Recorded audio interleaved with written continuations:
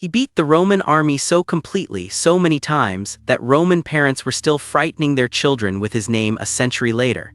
He spent 15 years in Italy and was never once decisively defeated there. He also lost the war, and almost everything we know about him was written down by the people he was trying to destroy.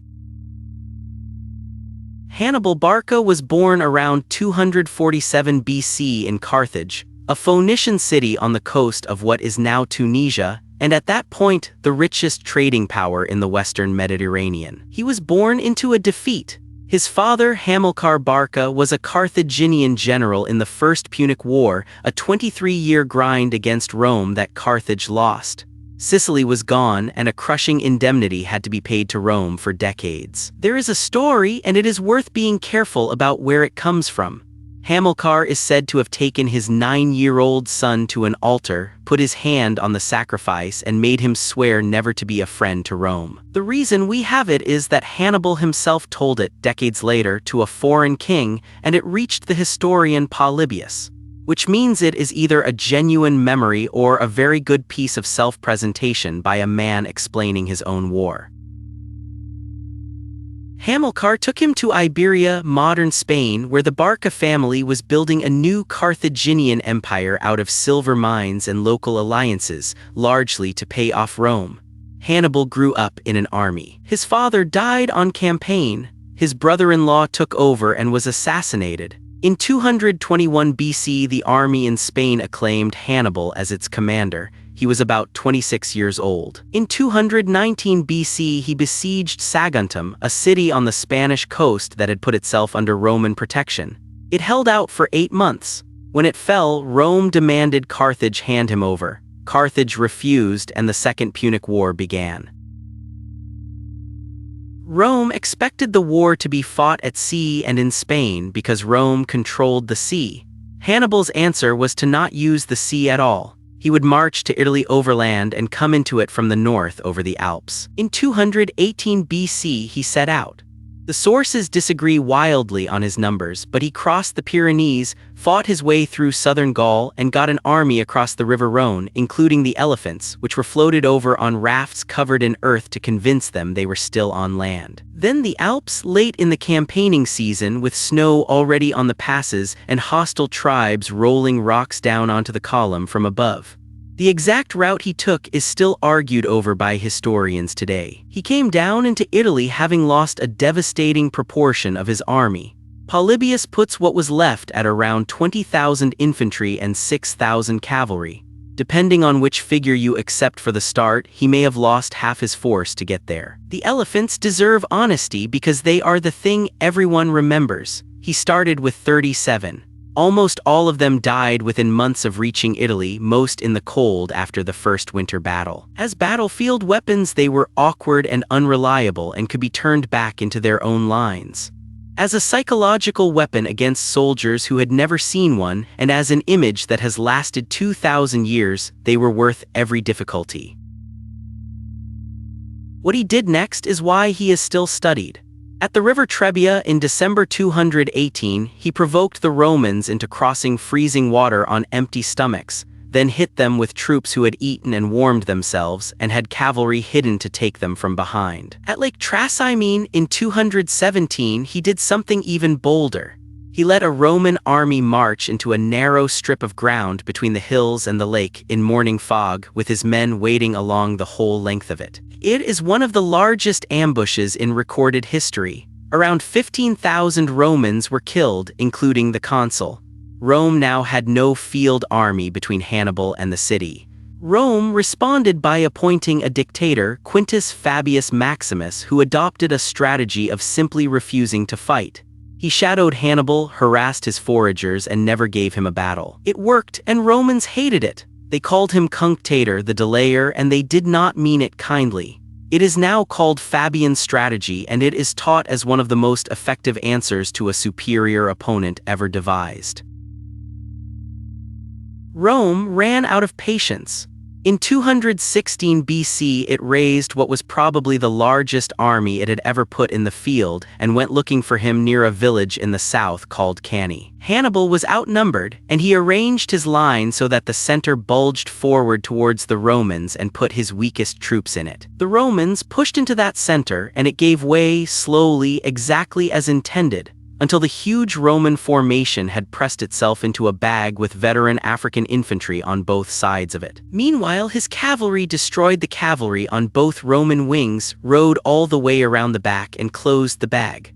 A larger army was surrounded by a smaller one and could not use its numbers, because the men in the middle could not reach the fighting. The casualty figures are contested and worth giving honestly. Polybius says around 70,000 Romans died. Livy gives roughly 48,000. Modern historians who think the Roman army was smaller than the ancient sources claim tend to put it near 30,000. Even at the lowest estimate, it is one of the bloodiest single days in European military history. Carthaginian losses were somewhere around 6,000 to 8,000. Cannae is still taught.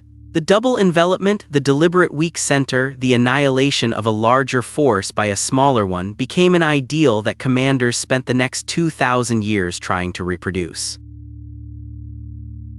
And then he did not march on Rome. His cavalry commander is supposed to have told him, "You know how to win a victory, Hannibal, but you do not know how to use one." That line comes from Livy, writing 2 centuries later, and it has shaped the argument ever since. The case against Hannibal is that he had Rome at its weakest and hesitated. The case for him is practical. He had no siege engines, no fleet, no secure supply line, and Rome had walls and could raise fresh legions faster than he could replace a single man.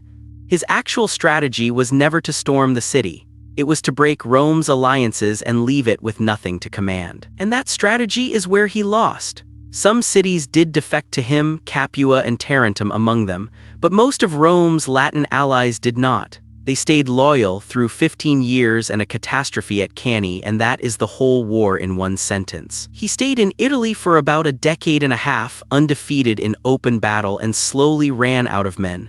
Carthage sent him very little.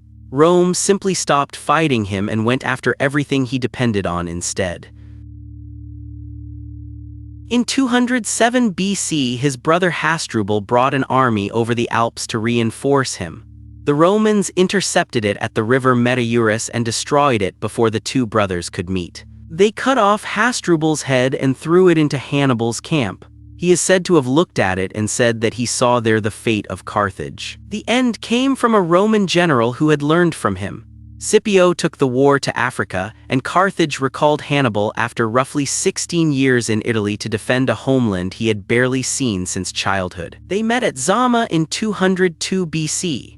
Scipio had studied the elephants and simply opened lanes in his formation to let them run harmlessly through.